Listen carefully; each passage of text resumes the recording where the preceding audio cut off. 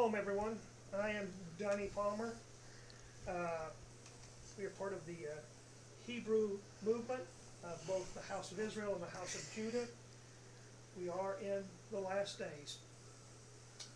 How far into the last days we are is debated by many, but virtually all believe that we're in the latter stages, especially with the events that are occurring with the blood red moons and the eclipse. We know that we already had a blood red moon this last Pesach, and we're expecting one for this Sukkot. We've got an eclipse prior to the next one that will occur at the next Pesach, and another blood red moon at the Sukkot. Those of you who are familiar with the prophecy of Joel quoted by Qahal in Acts 2, the great and terrible day, seems to be alluding to Pesach. It is also the passage in Malachi where it says, "Behold, before that great and terrible day of Yah, I will send the prophet Eliyahu." Okay, as somebody who has some Jewish ancestry, most of my ancestry is of the house of Israel, but when I attended my first Seder, as I began to pursue Torah in my life, I was struck by a curiosity of why my Jewish brothers were setting a place for Eliyahu. Most of you don't even think about that. Most of our Jewish brethren, whether they are Messianic or not, when they do the Pesach, they probably don't even think about why a place was set for Eliyahu. Eliyahu was not a Jew. Eliyahu was of the house of Israel. He was a prophet to the northern kingdom. He was constantly ministering to Ahab, and the people of the northern kingdom, trying to get them to return to Torah. They had been away from Torah for a long time, leading back to the events established by Jeroboam I, as he began to move Sukkot and other aspects and created a whole new Torah for the northern kingdom. This week's Parsha is Yachad. It has to do with the heel. It is one of the aspects of where we get the name Yaakov, and why Yaakov is referred to as a heel grabber or heel catcher. He hung on to his brother Esau's foot as they were born. Many people don't stop and think that they were twins because they don't stop and think about the passages referring to their birth. And so the promises that go to Yaakov, because Esau despised his birthright. Those who do not understand what despising your birthright is not something where you just get advantages. A birthright is a responsibility. If anything happens to the father, the firstborn son takes on those responsibilities. Takes care of his mother, any siblings that are still young enough to still be living in the home, especially the females, because until a woman gets married, no matter how old she is, she's still under the covering of the household of her father. And so when we don't understand these particular aspects, we can't understand the things that happen in the Brit Hadashah. If we disconnect the Brit Hadashah from the Torah and the Tanakh, we will be completely adrift. As Yeshua said, we will be the man building our house on sand. Those of you who understand the building your house on the rock or building your house on the sand, a rock is a solid foundation. Sand moves. The wind or the water can either one move sand. It's not as stable. That's why when they build stuff in the Middle East, in areas that are virtually nothing but sand, they have to sink huge columns of concrete down to the earth to stabilize, because the sand can consistently move because of predominantly the winds in those areas, because waterfall, we know in those areas only happens at certain times of year. So the year-long problem they face is the wind moving the sand. Yeshua also warned about being cast about by every wind that comes along. Unfortunately, some of our brethren have accused us in the Messianic and Hebrew roots movement of being wishy-washy and losing our faith. No, unfortunately, I submit to you, it's the other way around. Like most of us in the Messianic and Hebrew roots movement, we came out of the church. There are not as many who came out of the synagogues on the Jewish side as there are non-Jews. And so the movement is predominantly made up of those who grew up hearing the teachings of Christianity.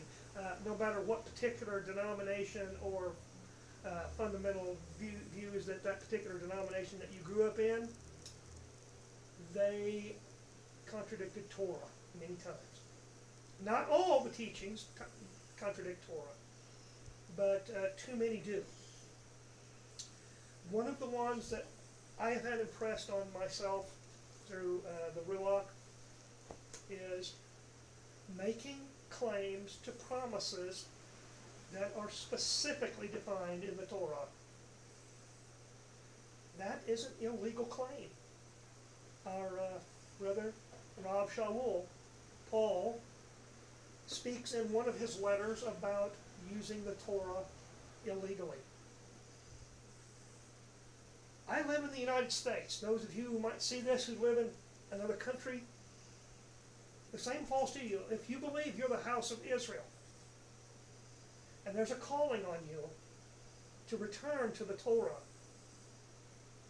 then you're my brother and sister.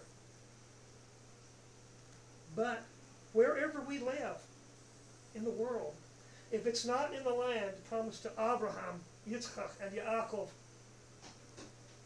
if we say those prayers and lay claim to those aspects that only apply to the land of the promise and try to apply them into the lands that we are currently living in, we are making an illegal claim, and he does not have to answer it. In fact, the answer is probably going to be no 99% of the time. It does not mean that we cannot pray for the welfare of the lands that we reside in now, but we cannot make those claims that apply only to the land. No place else in the world is the promised land. One of the passages that I want to address directly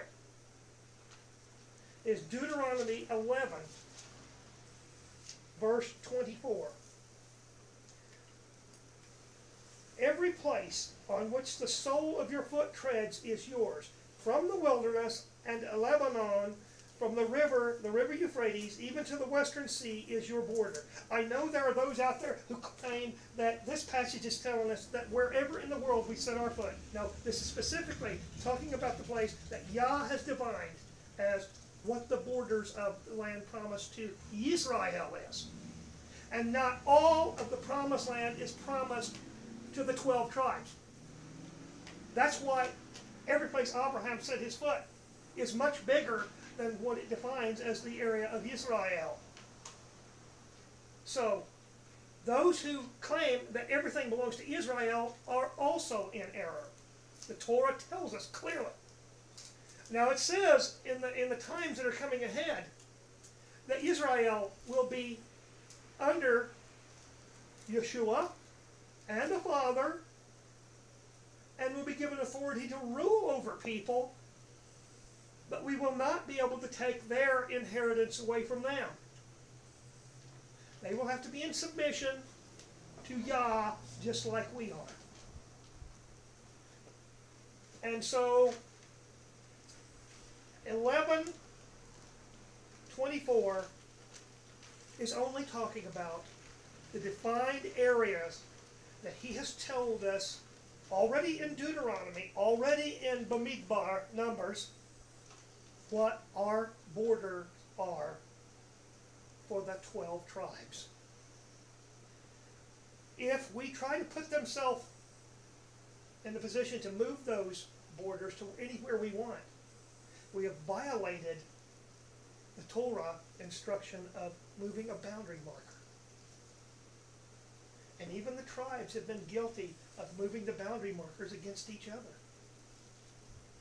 And it's a situation we're facing nowadays. in Deuteronomy 10:16. It says, "And you shall circumcise the foreskin of your heart and harden your neck no more." Moshe is instructed by Yah that he is to instruct Israel not to harden their hearts and circumcise their hearts. Yeshua didn't say something brand new. He said exactly what he told Moshe. And those of you who don't understand, when I say that Yeshua is the one that told Moshe, have not read what Yochanan says about Yeshua in his writings, and do not understand. Yeshua is the creative aspect. And we'll get into that in this teaching. And we're going to turn back to 11 and read a few more verses, starting at verse 13. "And it shall be, if you diligently obey my commands that I command you today, to love Yah, your Elohim, and to serve him with all your heart and with all your being, then I shall give you the rain for your land in its season, the early rain and the latter rain, and you shall gather in your grain, and your new wine, and your oil. And I shall give grass in your fields for your livestock, and you shall eat and be satisfied. Guard yourselves, lest your heart be deceived, and you turn aside, and serve other mighty ones, and bow down to them. Then the displeasure of Yah shall burn against you, and he shall shut up the heavens, and there shall be no rain, and the land not give its increase, and you shall perish quickly from the good land Yah is giving you. And you shall lay up these words of mine in your heart and in your being, and shall bind them as a sign on your hand, and they shall be frontlets between your eyes. And you shall teach them to your children, speaking of them when you sit in your house, and when you walk by the way, and when you lie down, and when you rise up. And shall write them on the doorpost of your house and on your gates, so that your days and the days of your children are increased on the soil of which Yah swore to your fathers to give them, as the days of the heavens on the earth. For if you diligently guard all these commands which I command you to do it, to love Yah your Elohim, to walk in all his ways, and to cling to him, then Yah shall drive out all these nations before you, and you shall dispossess greater and stronger nations than you. Every place on which the sole of your foot treads is yours, from the wilderness and Lebanon, from the river Euphrates, even to the western sea is your border." And those of you who don't understand or not familiar with what the western sea is, it's referring to the Mediterranean. Okay, as we've touched on here, be very careful anywhere in Scripture when you try to lay claim to something, to see if you have the right to lay claim to it under that circumstance. We have the right to ask for virtually anything, but when we define it in terms that don't apply to the situation that we're praying about, then we're out of order. It's like going before the king and asking him something he's already told us. No. That's what we're doing when we pray prayers, trying to access them and apply them to something he never told us we had the right to apply them to. As I said, we can pray for the welfare of the lands that we live in. But unless we live in the Middle East, in the area defined as what is promised to Abraham, Yitzchak, and Yaakov, we can't pray the promises promised about the land and apply them any place we want to on this planet. I don't care if we are trying to follow Torah. The Torah instruction is specific. One instance that has disturbed me for quite some time falls into this category. And it is a section in 2 Chronicles. Most of you who have heard this before, read in a congregation, and heard it applied, it has been applied inappropriately. This is Yah speaking to Shlomo, King Solomon. And this is during the time of which the temple is being dedicated. And it's chapter 7, verses 12 through 14. "And Yah appeared to Shlomo by night and said to him, I have heard your prayer and have chosen this place for myself as a house of slaughtering. If I shut up the heavens and there is no rain, or if I command the locust to devour the land, or if I send pestilence among my people, And my people, upon whom my name is called, shall humble themselves and pray and seek my face and turn from their evil ways. Then I shall hear from the heavens and forgive their sin and heal their land. This land is referring to the land of the promise. It's not referring to the United States or Brazil or England or Australia, South Africa, Kenya, Russia, Japan. No place else is this prayer appropriate to apply this way if it's not in the land of the promise. So be very careful not to make the mistake of asking for something that you don't have the right to because you're asking for something that's out of order. So that is the topic and the overall theme of what I am speaking of today. I now want to go to Yochanan chapter 1, verse 1. And as I said a little bit ago, those of you who do not understand that the right arm referred to many times in the Torah is referring to the aspect that we know as Yeshua. And chapter 1 of Yochanan, John, starting with verse 1. In the beginning was the Word, and the Word was with Elohim, and the Word was Elohim. He was in the beginning with Elohim. All came to be through him, and without him not even one came to be that came to be. In him was life, and the life was the light of men.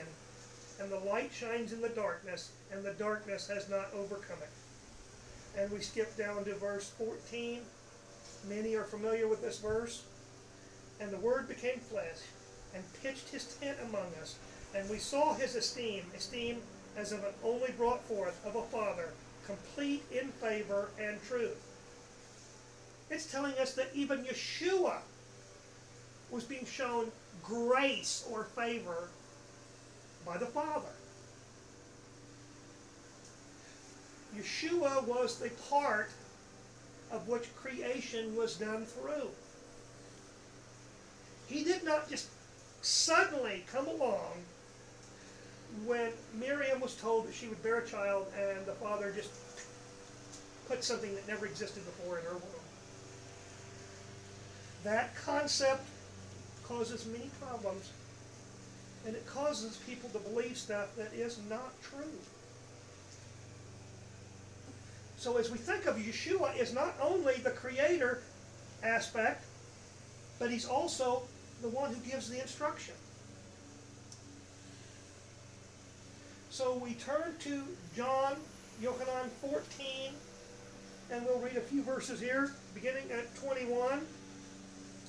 He who possesses my commands and guards them, it is he who loves me, and he who loves me shall be beloved by my Father, and I shall love him and manifest myself to him. This is Yeshua that is talking to his disciples. He said, he who possesses my commands and guards them. The voice that spoke to Moshe is what we know as Yeshua. And we'll move on down to verses 23 through 25. Yeshua, or Yahusha, or Yehoshua, however you are comfortable with, whichever definition, way you pronounce the name, because I don't have a problem. I don't care how you pronounce it, as long as I know who you're talking about. If anyone loves me, he shall guard my word, and my Father shall love him. And we shall come to him and make our stay with him. He who does not love me does not guard my words, and the words which you hear is not mine, but of the Father who sent me. These words I have spoken to you while still with you. I read an extra verse there more than I said. But I want you to know, Yeshua said he spoke his Father's words, not his own. And as we move back to John chapter 5, a very important incident and highly misunderstood. Chapter 5, verse 31 through 47. This is an account that many of you have probably heard, especially if you were raised in the church. If I bear witness of myself, my witness is not true. So Yeshua said, if I tell you something and the Father hasn't said it, then my witness is a lie. Contemplate that. There is another who bears witness of me, and I know that the witness which he witnesses of me is true. You have sent to Yochanan, and he bore witness to the truth. But I do not receive witness from man, but I say this in order that you might be saved. He was the burning and shining lamp, and for a while you wished to rejoice in his light. But have a greater witness than that of Yochanan. For the works that the Father gave me to accomplish, the works that I do, bear witness of me that the Father has sent me. And the Father who sent me, he bore witness of me. You have neither heard his voice at any time, nor seen his form. And you do not have his word staying in you, because you do not believe him whom he sent. You search the Scriptures because you think you possess everlasting life in them. And these are the ones that bear witness of me, that you do not desire to come to me in order to possess life. I do not receive esteem from men, but I know you, that you do not have the love of Elohim in you. I have come in my Father's name, and you do not receive me. If another comes in his own name, him you would receive. How are you able to believe when you are receiving esteem from one another, and the esteem that is from the only Elohim you do not seek? Do not think that I shall accuse you to the Father. There is one who accuses you, Moshe, in whom you have set your expectation. For if you believed Moshe, you would have believed me, since he wrote about me. But if you do not believe his writings, how shall you believe my words? Yeshua defines that he does not speak differently than Moshe. Anyone who does not believe that the instructions Moshe gave is the same instructions that Yeshua is giving is not following the same master I am. Anybody who believes they can usurp what Yeshua said with our brother Sha'ul, Paul, has declared Sha'ul to be Messiah instead. And our brother Sha'ul disputed that himself. He told us that to imitate him as he imitated Messiah. He didn't not walk according to his own words, because if his words dispute Torah, Sha'ul would be a liar.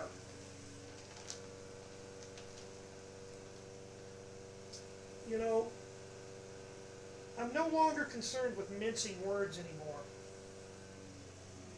I have to tell the truth. I speak to you out of the Scriptures. Yes, we know that because man has translated every version that we have, that a little bit of every man who translated them seeped in to how they were interpreted and how they wrote them down. But they're all based on the writings and the instruction given from Yah. And if we trust the Ruach to guide us when we read those translations, to know that there is some bias in the way they're translated, he will still reveal the truth to us. So those who believe they have the perfect translation, I will inform you right now, men translated it, it's not perfect. That does not mean that the word returns void. Because if we put our trust in what men translated, and instead of in the Ruach of Yah, we're putting our trust in the wrong thing to begin with. Hebrews 13:8, another passage that people are familiar with. They repeat it all the time. And yet, most never think about what it means. Yeshua Messiah is the same yesterday and today and forever. If in the beginning was the Word, which we think of as Yeshua or Yahusha, whatever name, again, then if he was the Word that was spoken in Bereshit 1, Genesis 1, the creative aspect, as Yochanan describes him in his first writing in chapter 1, then Yeshua could not have come along and been anti-Torah. If he were, he would be the very false Messiah that he warned about. Matthew 26. And I hope that some of you are getting irritated enough to go check me out in your own scriptures. And stop picking one verse out and trying to have it define everything you believe. When you hear a speaker take verses, a teacher especially, they don't want you to just focus on that one verse if they're honest, if they're trying to actually teach you. They want you to understand that verse, and they want you to understand the context of where that verse is in the particular area of the writing it's in. And if you don't have the context, many times you come to the wrong conclusion about what a verse is actually trying to say. Matthew 26, verses 62 through 64. And this is Yeshua as he's being brought before the high priest, before his sacrifice. And the high priest stood up and said to him, "Have you no answer to make? What do these witnesses against you?" But Yeshua remained silent. So the high priest said to him, "I put you to oath by the living Elohim, that you say to us, if you are the Messiah, the Son of Elohim." Yeshua said to him, "You have said it. Besides, I say to you, from now you shall see the Son of Adam sitting at the right hand of power and coming on the clouds of heaven." The priest calls him the Son of God, Elohim, but Yeshua calls himself the Ben Adam, or the Son of Man. The Son of Man does not mean gender in this particular context. It means the Son of human beings, or the Son of humanity. Those who are not aware, the word Adam does not mean man, it means human being. The word for man is Ish. Ish. And that word does not appear in the Torah until the second chapter of Genesis.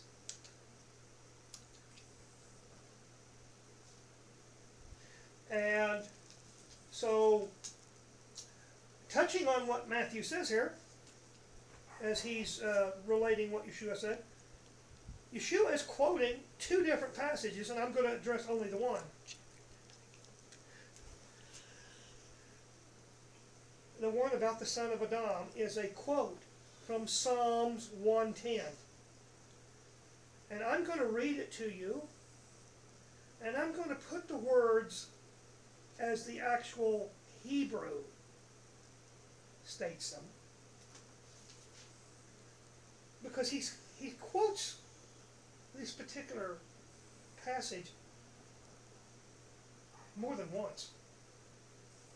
Psalm 110:1, and it says, "Yah said to my master," or Adonai, and which is what Adonai has to do with master. Some translations use the word sovereign. It has to do with somebody who's over you. "Yah said to my master, sit at my right hand till I make your enemies a footstool for your feet." David is the one believed to be making this statement. David's saying, Yah said to my master. If Yah said to David's master, who is David saying his master is? He has to be referring to Yeshua.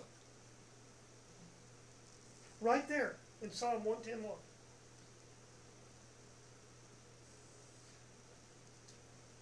And so to not understand, the Father is telling the Son, sit at my right hand until I make your enemies a footstool for your feet.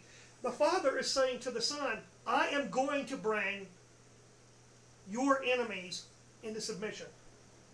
And unfortunately, you know who his enemies are? Humanity. We're his enemies. If we're not doing his will, we're his enemy. Plain and simple. The entirety of Scripture says that. Plainly and bluntly. 1 John 2, 1-6 makes a very in-your-face, harsh statement that I know that there are people who do not like when Yochanan says this. It is 1 John 2, verses 1-6. My little children, I write this to you so that you do not sin. And if anyone sins, we have an intercessor with the Father, Yeshua, Messiah, a righteous one. And he himself is an atoning offering for our sins, and not for ours only, but also for all the world. And by this we know that we know him, if we guard his commands. The one who says, I know him, and does not guard his commands, is a liar, and the truth is not in him. But whosoever guards his word, truly the love of Elohim has been perfected in him. By this we know that we are in him. The one who says he stays in him ought himself also to walk, even as he walked. Yeshua instructed us himself to walk like he walked. To walk like he walked means to walk out in our life the Torah, the instructions. This does not do away with grace or favor, as so many people have been erroneously taught. I wouldn't need grace or favor if I was able to keep Torah perfectly. But those who cast off Torah and say, well, I don't even have to try, that's the ones that I am concerned about.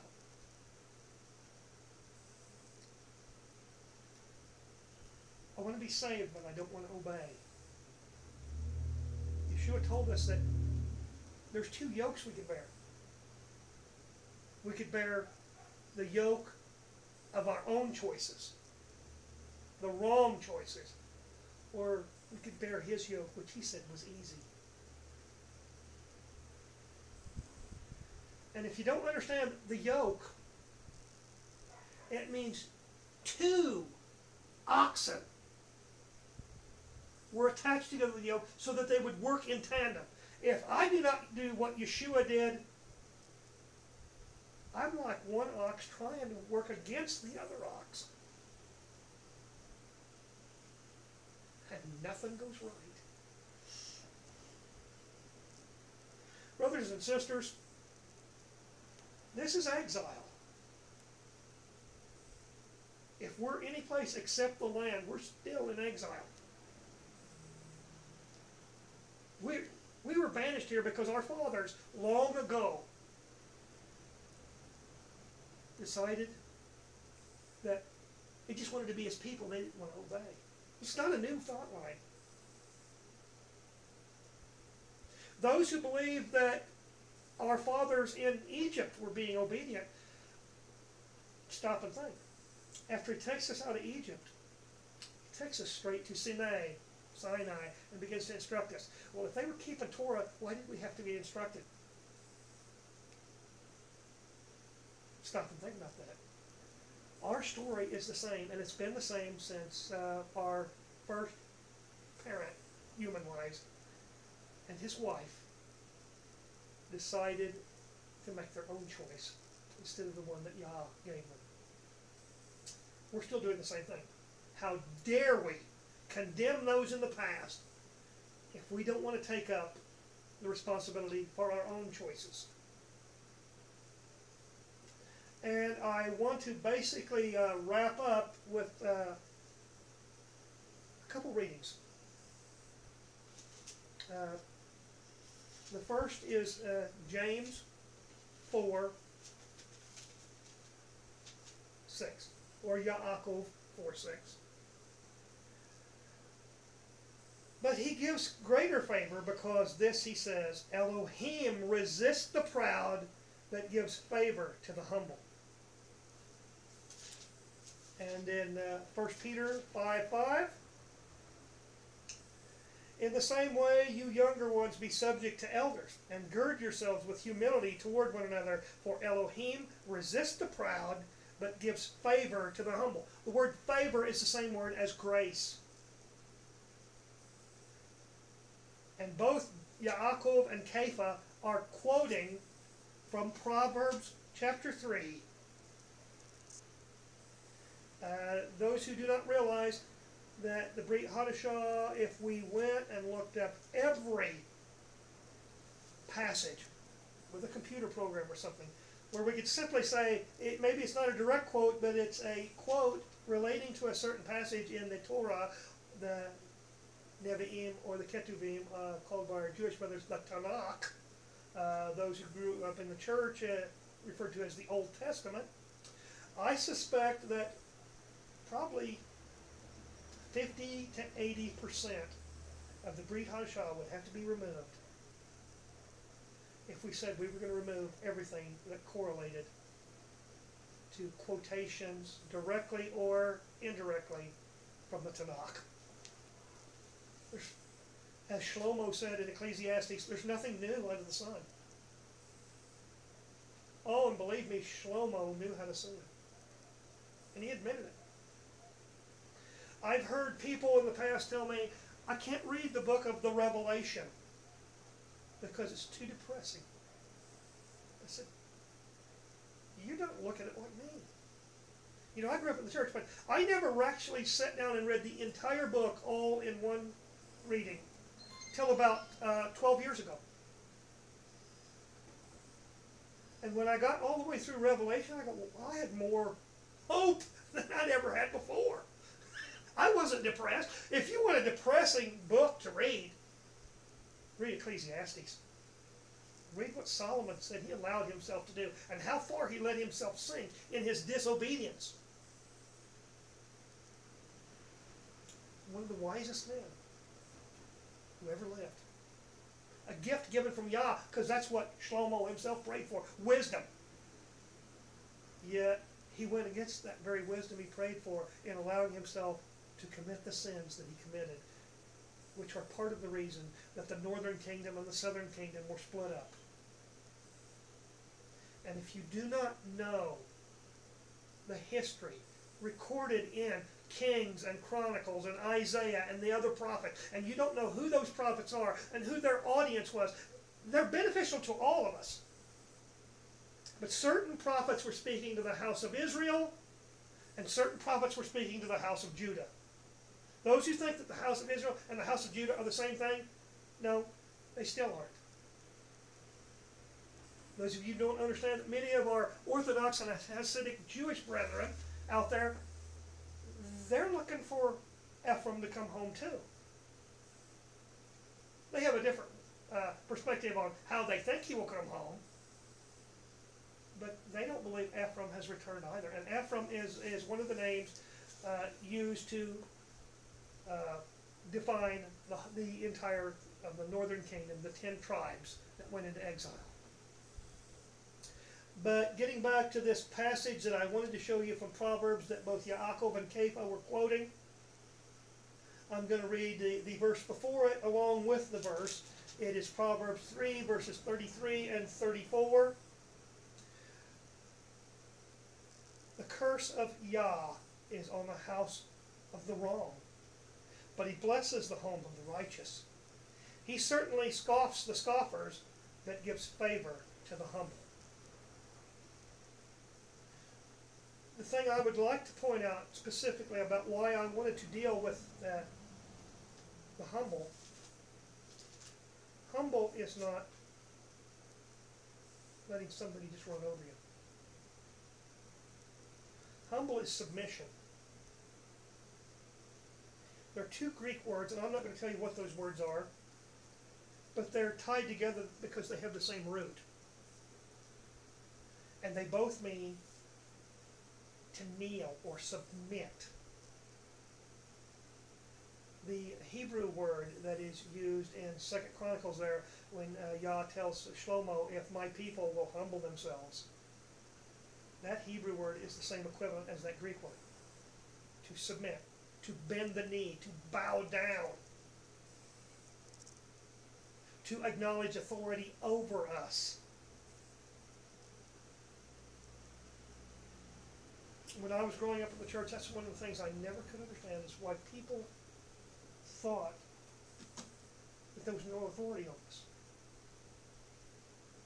that we could do just whatever we wanted. If Messiah was spoken of throughout the Tanakh or the Old Testament, why would he be different when he came? And how dare someone come along and say, we don't have to do it this way anymore, because we've been freed from that. If Sha'ul were guilty of what he's accused of being guilty of, in trying to justify the constant sin that people want to justify in their lives, then he was deserving of being stoned.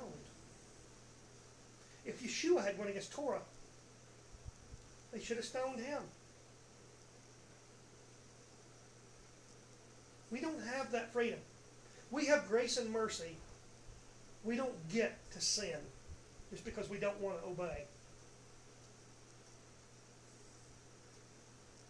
How many of us who grew up in the church, as it came around to the 12th month of the year, was a passage quoted from Isaiah talking about the wonderful counselor, the Prince of Peace, the mighty El. And it says, and of the increase of his government there will be no end. What's a government? It's an authority. His government will not end. Those of you who have read Rabbi Kahn's books and commentaries on his writing of the Harbinger, and how he correlates it to Isaiah chapter 9. Those of you who believe you are of the house of Israel especially, and that's why you're returning to Torah, because you felt Yah calling on you, tugging on your heart with his Ruach. If you've never read Isaiah 9 is entirely written to the house of Israel, the northern kingdom. And that is why Rabbi Kahn uses those allusions to the northern kingdom when he speaks about the events of 9/11 and the other events that have occurred since then. I am not in complete agreement with some of Rabbi Kahn's perspectives, because we're looking for different events to happen in other ways. That does not mean I do not consider him a brother in the faith. Those of you who think that we have to agree on every single thing and see eye to eye, as long as we don't violate Torah.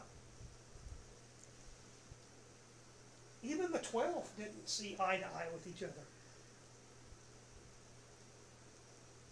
So this disunity among us has got to come to an end.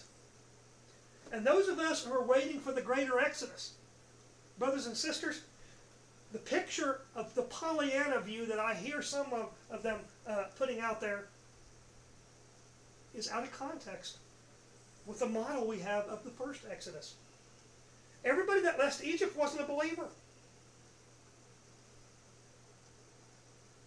Being obedient to Torah, even what aspects that they got from the fathers, wasn't being done. They left the land because they did obey at least one specific thing. They took a lamb on the 10th day of the first month and kept it. and slaughtered it at the evening of the 14th going into the 15th day. And put that blood on the doorpost. And they put it on the way they were told to put it on. And they ate the three things they were required to eat. The lamb, the bitter herb, and the unleavened bread, the matzah. And they did it with their fully dressed, with their shoes on their feet, with their staff in their hand, ready to go at any moment. They didn't leave until the morning. But then around midnight, a great and terrible thing happened. Those who were the pressers, who did not believe that Elohim's authority was over all the earth, who thought, I don't need to do this. And the cries went out around midnight, as it tells us in the Torah, all over Egypt. Firstborns die. And one of the things I would point out to those who believe that that Pharaoh was a firstborn, he couldn't have been, because he didn't die that night. He was still in charge the next morning. So he couldn't have been a firstborn himself. But he lost his son. Remember what I said about he gives grace to the humble? Pharaoh was arrogant because he thought he was a god. His own authority.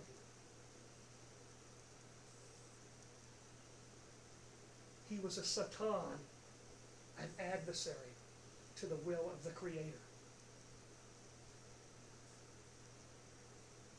And when our fathers left Egypt, once we got out of Egypt, he no longer continued to judge Egypt the way he had with the plagues. Then he began to judge us in the wilderness, to correct us. He's still correcting us.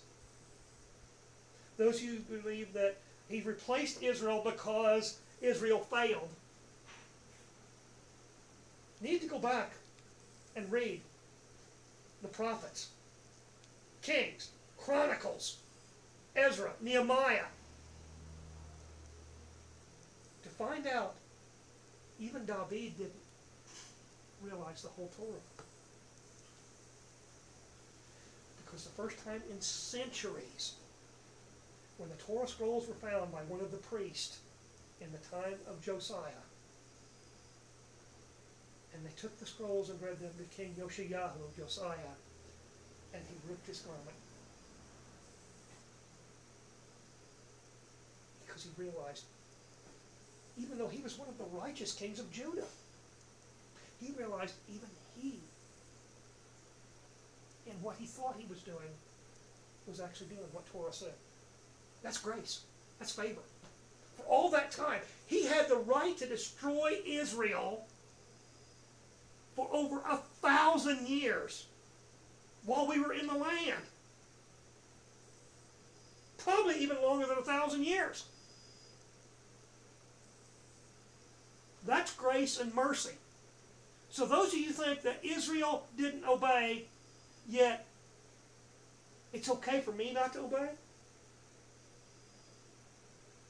One of the things Qahal also says, and I want to close on this, he says, judgment begins in the house of Elohim. It doesn't skip over us. He's not going to judge those who aren't in the camp, those who aren't under the covenant, before he judges those under the covenant. So when you drink that cup, you need to know what you're doing. Read what Yeshua himself said in Matthew, Mark, Luke, and John. Read what Sha'ul records in Corinthians. And the warning Sha'ul gives in Corinthians about those who take the cup, not realizing many are sick and some sleep, which is a metaphor for death. How many people are drinking that cup today, and because they think they don't have to obey, are sick and dying. Thought to ponder. And the reason I'm so stern in what I spoke today is because it's important. Because I care. I'm still correcting things in my own life. I still have to live in the world. And I have to try to not be the world. It's not that easy when you work for someone else. And they do not believe the same thing you do. I have been showed some amount of favor where I work. And I am thankful for that. And I give praise to Yah. And I'm thankful that those who are showing me the favor have heeded His moving on them to show favor to me. So, because I care, I speak these words. And I know it's not popular. But they need to be said. But I want to tell you a blessing be upon you. And may you desire to see the light and know the truth. Because then it will set you free. For now, Shalom. Alak.